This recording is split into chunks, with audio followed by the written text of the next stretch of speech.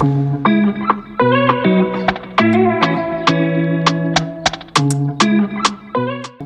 Faustin. Faustin, tu es responsable nursing au Kira Hospital à Bujumbura au Burundi et donc tu es expert volontaire pour Médecins sans vacances.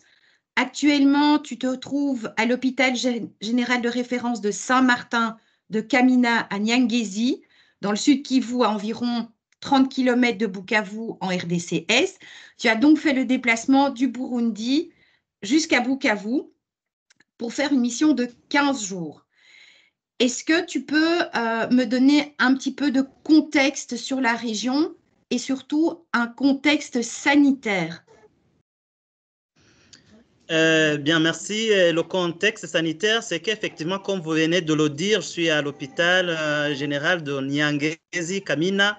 Il y a des patients qui viennent se faire soigner. C'est un hôpital qui apparemment date de pas mal d'années.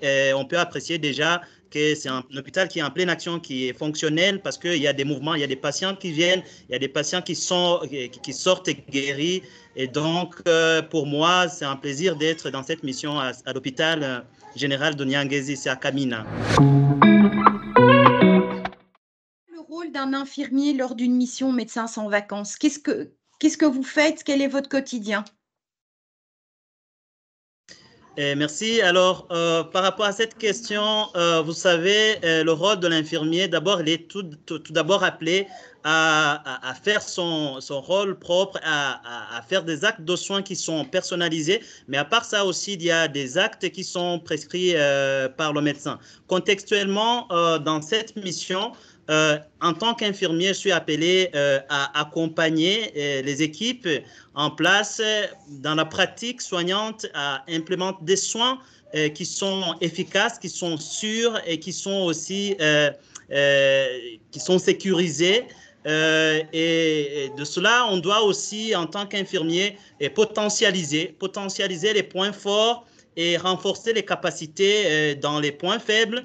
Et cela, on doit le faire et travailler main en main avec les équipes qui sont sur place. Et je pense bien que ça répond effectivement à la mission principale de MSV. Parce que je me dis que sans infirmiers dans cette mission, c'est vraiment difficile, voire même impossible de mettre en œuvre la politique d'amélioration de la qualité de soins. Quelles sont les valeurs pour faire ce métier? Quelles sont les qualités ou les valeurs qu'il faut avoir pour faire le métier d'infirmier? Alors là, les valeurs sont multiples, les qualités sont multiples, mais je ne reviendrai qu'au principal. Tout d'abord, pour être infirmier, il faut avoir la qualité d'écoute, la qualité d'empathie et de compassion. On doit avoir la qualité d'adaptabilité et de flexibilité. On doit aussi développer les qualités par rapport aux connaissances solides, aux connaissances médicales solides, aux connaissances pratiques. On doit aussi avoir cette qualité de l'écoute émotionnelle, donc se mettre à la place du patient. Et donc tout cela pourquoi pas ajouter cette qualité relationnelle, donc la qualité par rapport à la communication, avoir des compétences par rapport à la communication. Donc, ce sont les qualités de base pour être un bon infirmier. Pourquoi est-ce que c'est important de participer aux missions de Médecins sans vacances? Pour moi, effectivement, c'est important de participer dans une mission de MSV. Pourquoi? Parce que, ça répond à ma soif de vouloir, de voir la santé du monde s'améliorer avec les soins, avec la pratique des soins qui sont sûrs et sécurisés. Et donc, vous comprenez que quand il n'y a pas de soins sécurisés, quand il n'y a pas de soins qui sont sûrs, le monde ne peut pas évoluer. On n'a pas l'avenir du monde. Ça, c'est ce qui m'impressionne, ce qui me motive et ce qui m'encourage dans ces missions de MSV. Deux, je dirais que ça permet aussi de partager l'expérience entre les équipes soignantes qui sont sur place. Ça permet aussi de les renforcer en adaptant des pratiques de soins qui sont adaptées au contexte sur place, au contexte socio-économique et au contexte que je dirais par rapport aux moyens de bord qui sont disponibles sur place et quand les soins, quand il y a le standard et que le standard est adapté par rapport aux moyens, par rapport à la capacité financière de la population, cela vraiment me donne une impression d'être très fier et m'encourage dans ce genre de mission de MSV. Faustin, lors de cette mission, vous avez transmis vos connaissances, vous avez transmis votre savoir à vos collègues. Qu'est-ce que vous avez transmis pendant cette mission? Je dois avouer que je suis dans la première semaine de cette mission à Nyangezi, mais comme je vous l'ai dit, j'ai déjà effectué 2 autres missions antérieures. Et comme les connaissances déjà transmises, je dirais, j'évoquerai par exemple l'évaluation du patient en utilisant la méthode ABCDE. Et on a déjà mis en place le système de triage des patients aux urgences. Là, c'était à l'hôpital Efeski de Walungu.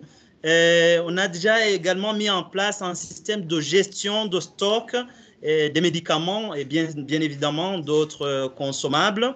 Je me réjouis quand même qu'on a déjà aussi donné pas mal de connaissances pratiques par rapport à l'utilisation des différents appareils biomédicaux. Là, j'évoquerai le moniteur, l'utilisation des pompes volumétriques, la bonne utilisation des pousse-seringues électriques. Donc, tout cela, ce sont des connaissances déjà transmises. Mais à part ça, il y a aussi le partage du système de management des équipes surtout nursing, comment on peut bien organiser une équipe nursing dans les urgences. À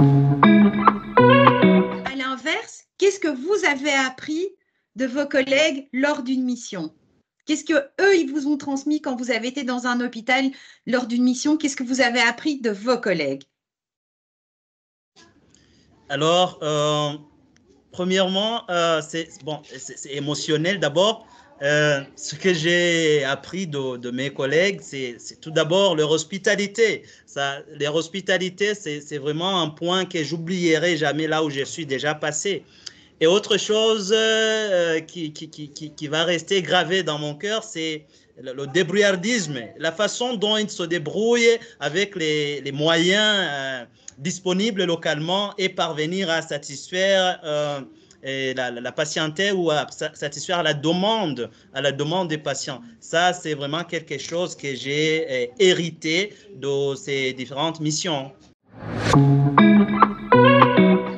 Vous avez parlé de débrouillardise. Est-ce que vous avez une histoire, une anecdote justement d'une situation où il n'y avait peut-être pas le matériel adéquat ou peut-être pas le staff utile pour gérer une situation? Est-ce que vous avez justement une histoire typique où vous avez dit on s'est débrouillé avec ce qu'on avait?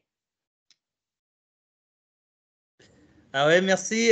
J'oublierai jamais cette histoire d'un patient on était à Walungu, effectivement aux urgences. C'était un adolescent qui était venu se faire soigner, accompagner. Il était venu à bord d'un véhicule.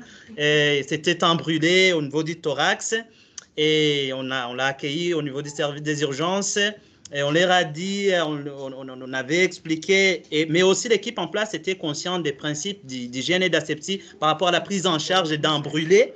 Et j'ai été étonné de la façon dont ils se sont débrouillés parce qu'après avoir fait les soins, ils ont fabriqué quelque chose d'extraordinaire, quelque chose d'incroyable. C'était un cerceau et imaginez comment est-ce qu'ils ont fait. Ils ont fabriqué des compresses, ils ont en fait fabriqué des compresses et ils ont fait une sorte de cerceau sur les 4 piliers d'un lit. Ils ont fait un cerceau et sur le cerceau, avec ces fils de compresse, ils ont mis des draps, des champs qui sont stériles. Et moi, ça m'a vraiment impressionné. J'ai dit, eh bien, ils peuvent s'arranger. C'est un débrouillardisme mais qui, au final, va donner de bons résultats. Donc, se sont fabriqués un cerceau de façon traditionnelle, mais qui, au final, va donner de bons résultats. Ça m'a vraiment beaucoup impressionné et j'ai beaucoup aimé.